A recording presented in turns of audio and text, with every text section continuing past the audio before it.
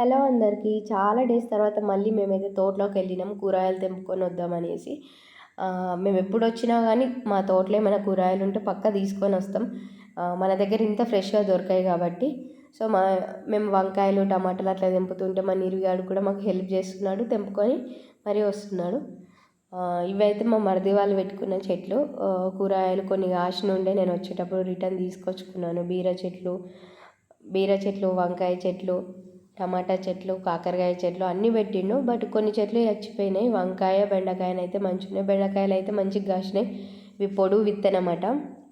వీటితో పాటు ఇంకా సోరకాయ, కూర సొంతకాయ, కొంచెం గోరు చిక్కుడు కూడా అవైలబుల్లో ఉండే. అవి ఉన్నాయి అయితే తీసుకొని అయితే వచ్చినాం.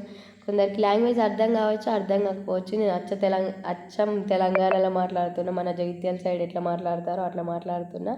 సో ఫైనల్గా గుళ్ళ నింపేసుకొని ఇప్పుడైతే ఇంటికైతే వెళ్ళిపోతున్నాం, అన్నీ కంప్లీట్గా నింపేసుకొని. సో ఇది మా వీడియో కనుక మీకు నచ్చినట్టయితే లైక్ చేయండి, షేర్ చేయండి, సబ్స్క్రైబ్ చేయండి. కింద కామెంట్ చేయడం మాత్రం అసలు మర్చిపోకండి.